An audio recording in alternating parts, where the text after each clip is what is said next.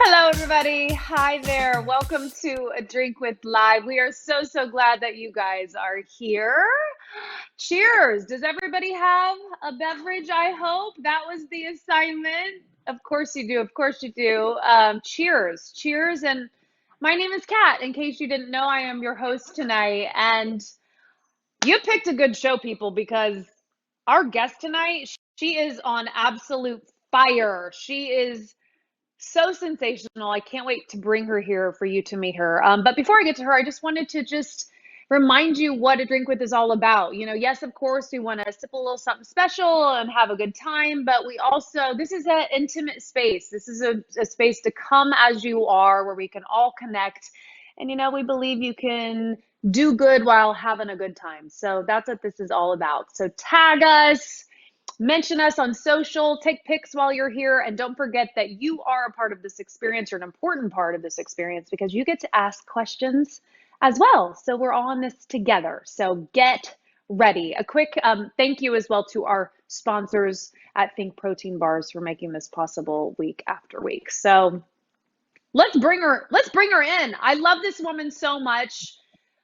Garcelle Beauvais, welcome to A Drink with Live, lady. Hi, Kat. Hi, Hi. Mama. I'm so happy to be here. We are happy you are here, and cheers. I'm having a little bit of gin and some sparkling water. What is your beverage tonight? Oh, I'm having a good old American beer. I feel like you are, in fact, a media queen now. It is official. It's like world domination. You are doing so much. You are on Housewives. You're back in studio as one of the co-hosts on The Real. You've got your podcast. You've announced a memoir coming up. You're a mom to 3 kids. I'm just like, how are you doing all of that? So I guess my first question is, how are you? Are you excited about all this? Are you exhausted? I want to take your temperature a little bit. No, I'll give you my temperature. I'm so happy to be here, first of all. You know what? I am so grateful. You know how this industry goes, right? Web and flows up and down like a roller coaster. So I feel like I planted all these seeds along the way, and they're all flourishing around the same time. And it really started 2020. I mean, where, it was a time where we were all freaked out. We didn't know what to do. I've never been like still, and so everything started. I started my podcast then, and then I got The Real. I mean, so it's pretty busy, but I'm so grateful. Well, you're very modest and humble because, I mean, you've had a career for 30 plus years. Let's not forget that, whether it's film or television, you're an entrepreneur. I came to this country as an immigrant, and I feel like because of that, I feel the responsibility of taking all the opportunities that are given to me for that reason. I feel like, my mom brought us to America for a better way of life, for more opportunities. So I think that's part of my hustle. I think deep down, I went to therapy, and my therapist said, what will mean success to you? Like, when will you know you've arrived? And I was like, I don't know. I'm just going to keep doing it. So you still have the drive, you still obviously have the passion, and are you good at being still? I mean, I thought about that when I was like, wow, she does so much. Like, do you struggle in the quiet moments and having nothing to do? And how do you deal with that? It depends. Like, when COVID hit, I panicked because that was sort of really out of my control, right? Everybody was home, everybody was doing the same thing, and I wasn't making banana bread or, none of that. So that was really hard for me. But when I have time now, it's either I savor the quiet and the stillness, and then there are times that I have to talk myself into enjoying the quiet and the stillness, because I'm like, girl, it's about to start. Like, we were going back on The Real. We just came back this week, and then Housewives is going to start up again. So, and the kids are now back in school, and. how do you fill up, like, as a woman? Like, how do you, because, the tank only has so much fuel in it, right? So what is it for Yep. you? I have to hit a wall to realize that, okay, I need to like shut things down. I will turn off my phone. I will take a bath. I will listen to music. I will sage. I will try to meditate. Um, that's the only time I can really recharge. Like, don't answer the phone. Don't do anything like that. Just take the time for me. And sometimes I'll do a whole weekend of that. You had said once upon a time that Kris Jenner would make a good cast member. Is that true? And if so, why do you think she'd be good on the show? I think she's definitely outspoken. She's in charge. She's a boss. She might give the other women a run for their money. I think she would be cool. I mean, she's friends with Kyle, obviously. She knows Kathy now that Kathy's joined us. I think she would just be a great fit. I don't think she would do it because she's so busy and she really doesn't need to. But if she were to come on, I think she'd actually be pretty good. And the topic of Erika Jayne, so much even in the press today about, this reunion Every day. special and how she showed up, and she's, at least really like coming to the table about everything that's happened, and she's not hiding, she hasn't disappeared. What do you make of, how she's dealing with things at this exact moment? I don't wish this on anybody, what she's going through. It's hard. I mean, like every day there's something in the press. Every day it's something, right? I think the fact that she showed up says a lot because I don't think I would have. I think I would have been under the covers and just freaking out. So the fact that she showed up, I think is really amazing because it's a reality show where you get dissected by not only the people you're with, but also the people watching. So for her to show up under this kind of scrutiny, I mean, this is huge stuff. It's not like, this is big. This is big stuff. And she showed up. So that's amazing to me. Mm. You had said I once wish upon she a would have time, gone a little lighter on Sutton, but other than that, she showed up. Are you still feeling a little bit like an outsider? I definitely felt that way. And I feel like towards the end of us shooting, things shifted a little bit, but I haven't seen anybody since. So, I mean, I've seen Sutton, and then we did the reunion. So that's hard to say because the reunion is really like airing out everything that you've ever felt. And so you can't really judge that. Right. Well, I get it. Well, we love watching. We love that you're on the show. We already told you you're our favorite on A Drink With, so you have that. And I know some of our audience members definitely have more questions about Housewives for you, but Yeah. we'll get to those. You are, I think, still today, a single woman who says she is open to love, even open to marriage again, and that you are just enjoying dating, that there's no one's exactly special or exclusive anyway. What do you enjoy about dating? Because, girl, I'm single and I hate it. I'm just like, it's exhausting. I tell you, It gives me. I used to hate it too. And that's why I would marry like the first person who came along. but but what I'm trying to do is be more open. I think that's what I'm trying to enjoy. I'm trying to enjoy the process. It's not my favorite thing to do. Like, I don't wake up and go, oh my God, I can't wait to go to the gym. I'm not that girl. I too Yeah. don't like it. I'm trying to be open about it. I'm trying to do it in a different way. What about you? Are you dating a lot? Are you dating a little? My mom's in the audience. I can only tell you so much. I am dating very little. I mean, so little. But the truth is, Garcelle, if you know some people, I'm kind of like you. I have a little allergy to the dating apps. And so because I don't go out much, it's like, I don't know. My friends are like, Catt, you're not going to meet them in your backyard. Where you got to put yourself out there. And I'm just not totally doing that at the moment, I guess. Any advice? No. And you know what? I think that's okay. I think you have to feel it. The timing has to be right. If you're forcing it, I don't think anything's going to come of that. Right?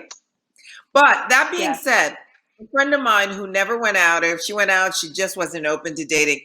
We used to always say, no one's going to knock on your door. No one's going to knock on your door. Sure enough, an old high school boyfriend of hers ran into her sister, and her sister's like, "Oh my gosh, she would love to see you." And he goes, "Can we stop by right now?" And her sister was like, "Yeah." She called her friend and she's like, "I'm coming over." She didn't say she was bringing anyone. So he literally knocked on her door. She opened the door and they've been dating ever since. Damn Stop. it, man. So what you're saying is my gardener is my future husband. We'll have a double marriage with my gardener as well. Oh my God, that's amazing. Okay, good night stories for Rebel Girls, 100 real life tales of Black girl magic. And Garcelle is one of a few narrators for the audiobook. So tell us what that was. Another thing you've done and that you're doing, but I mean, what a cool collection of stories. What an important book. What was it like to be a part of this? It was, first of all, I knew about the Rebel Girls, but I didn't really pay attention until it was brought to me. And then I started reading some of the stories and I learned so much, like about, these great women that have done amazing things. And so I was like, absolutely, I want to do this. So I got to go into the studio and record the stories. It was so fun. Like, I am so proud of that project. I love it. I love it. I felt like for me, some of the stories, like, you didn't learn in school. Like, I didn't know about Katherine Johnson, who was the mathematician and, Hidden Figures. Like, there's so many stories that we don't get to hear. So it was really awesome. No, that's such a good point. I think they did such a good job of, it's not like only, women of excellence necessarily by like the standard traditional sense. It's all these amazing Black women and girls from past and present. It's like what should be in the history books, but it's right. Absolutely, it's really true. Yeah.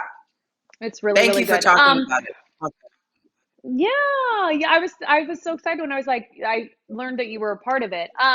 But we don't normally do a rapid fire. I am going to do a rapid fire with you in just a second before we get to the audience members. But I have to ask you this. This is a much, much more serious note. But I think it's important to address. And that is what is going on at the border, because you were on the Real, I think it was just yesterday or 2 days ago, talking about just how devastating and heartbreaking it is to watch what is happening and these men on horses and the way that these people, refugees, are truly being treated like criminals. And you are an immigrant from Haiti yourself, and your whole family came here to make this better life. And I know that it just wrecks your soul to watch that happening. It wrecks my soul to the core. I feel like we've had enough. We can't seem to get a break. Earthquake, political unrest, and then there was, hurricanes and floods, and I mean, my God, right? And then these people are not coming over to say, give me a free hand. They actually are trying to survive by getting, coming to Texas to get water and food and supplies that they can't get, and to be treated like that. I mean, it's so inhumane and just horrible. I mean, I couldn't believe what I was watching. We have so much food, so many things in excess in America, that to not be able to help your fellow man, to me, is just, I don't get it. And it really, really crushed me. Really crushed me. No, I know it did, and I know it crushes a lot of people, and I don't know what the answer is. I don't know how to fix it. But what I think is so beautiful about you, talking about it, Yes, keep talking about it. But you are also, you don't just talk the talk. You actually walk the walk. And another one of your many accolades is that you are receiving the Distinguished Humanitarian Award for your work in Haiti also. Yeah. And that is in line with, is it the Angels for Humanity charity? Is that right? And what do you do with them, Garcelle? What we do is we have a luncheon once a year. It's in Miami. And this year it's October 24th. And what we do is we raise money. We have a fashion show. It's a beautiful, glamorous luncheon. And the proceeds and the donation from that, we then take to Haiti in December, and we feed over 4,000 kids. We feed them breakfast, lunch, we give them presents, Santa comes. I mean, it may sound simple to us, but it is everything to the kids. It is absolutely everything. So to me, it wouldn't be fair if I had this platform and I got to live this life. It could have been me still in Haiti needing help, that it would be, I wouldn't get the blessings that I have if I didn't in turn, provide for someone less, fortunate than me. Mm. Sure. Well, we hear you, and bravo. Keep up the good work. Keep up the good work there. And Thank you. I have to make a serious 180 here, but I'm going to give you a quick rapid fire, and we'll just make it really short. And then we've got our first question for you from the audience. But are you ready? Are you ready, Garcelle? Are you ready? I'm ready. I'm ready. Wait, I might as well take another drink before I'm ready. Yeah, take a drink. Take a drink. Here we go.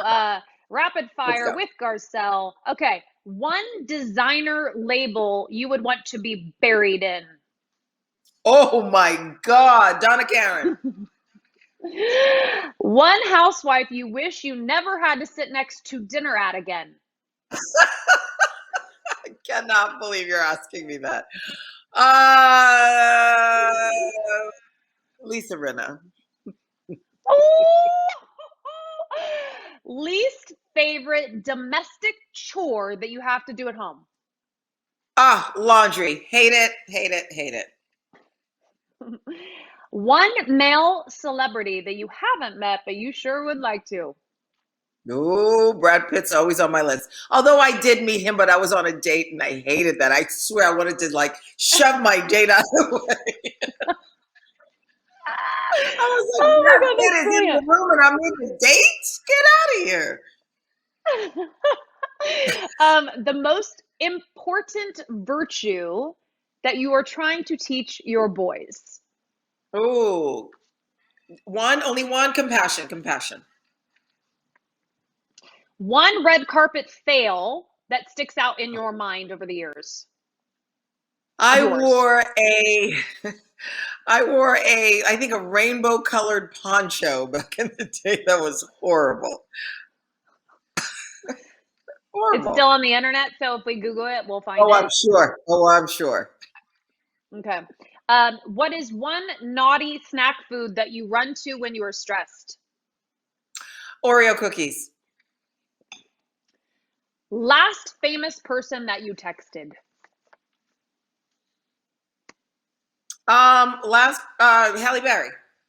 I was going to say Elizabeth Rome. Halle Berry, excuse me. Okay, all right. Okay, awesome. Thank you for playing. That was fun. Okay, we have Rachel in the audience who is dying to ask you a question. So, Rachel, take it away, my love. What does leading a big life mean to you, and how does it shape your choices both personally and professionally? I think when I say a big life, it's not necessarily a glamorous life. I mean, I wear a lot of hats. From, being a host to being a mom to being friends to being sisters. There's a lot going on. And I feel like for me, I want someone he doesn't have to have a big life, but I want him to have his own thing so that when we come together, we can share different perspective, different life stuff. That was a really good question. Okay, Jillian. Jillian's in the audience. I know, they're amazing. Okay, Jillian, you're up, girl. I, of course, wanted to know your thoughts about Haiti, because that is extremely heartbreaking. I myself am my mother's an immigrant. She's Jamaican, so I kind of understand a lot of what you're kind of going through on the show there. So with all that being said, I wanted to know what your advice would be to someone that's looking to make it in the talk show realm. Oh, I love that. You would be a great talk show host. I think it's learning to listen. I think listening is a big component of it, because someone may say something to you, and if you're not really paying attention and you're just ready for your rebuttal, then you may miss something. So I think listening is a great thing. Watch a lot of talk shows so you can sort of, get the idea of it. And also I have my makeup artist who worked on the reel with me last year. She was a seat filler at the reel, just a year and a half before starting to do makeup, and then she started doing my makeup. So I think the ones that you can go to, go in person, see if you can be an intern. But just have an opinion and stick with it, even if it's unpopular. Oh, all of my opinions sometimes they don't go over so well, but you're with that and you handle it well, you own it. You give these people their money. Thank you for doing that. Oh, thank you. And I want to see you one day doing that. Oh, that's great. so cool. She So is great. And sweet. that's really, really, really good advice also. And you're right. You got to have an opinion. Actually, it sometimes pays off to have the most unpopular opinion. Am I right? Like sometimes if you're too Yeah. lukewarm and you're just, then, you know, these days, you know, it's good to have maybe something that not everybody agrees with, to be honest. Exactly. Okay, I think maybe our last, but Michelle is up with a question for you now. So take it away, Michelle. Hi, Hi. thank you for letting me ask the question. I watched your show last night, and I had a question because you expressed what a great, how you felt being the only African American, and how does it feel being the first African American housewife there? Is it quite an honor for you, or is it something that you feel uncomfortable with? No, I mean, I had never thought I'd do reality. So when I decided to do it, I didn't realize the impact that show would have on my life. It's just, yeah, there was a lot of pressure. You know, being the first of anything, I felt like I had to represent my Haitian sisters. I had to represent my Black sisters. I had to, and then I was like going crazy. And then I thought, I just have to be me. If I'm not me, it's going to seem phony. And I didn't want to just come out and, you know, act a way that I don't behave in real life. So it was a lot of pressure, but I got over it. Yeah, it was Who great. do people say you look I also like? have one. Can I ask you one superficial question a little bit? Yeah. I love all the clothes and bags. Are the clothes and bags yours, or are they loaned to you? How does that work? No. Yeah, everything is mine, and I can say that because I'm not a whole brand. All, you know, I love Zara, I love Gucci, I love Target. Everything is mine. I don't think the only time I would borrow something is if, like, for a confessional, like jewelry. For the blue look that I had this season, the jewelry was borrowed from a friend of mine, Safia. Well, you always look beautiful. Thank you. Thank you. I love fashion so much. Thank you.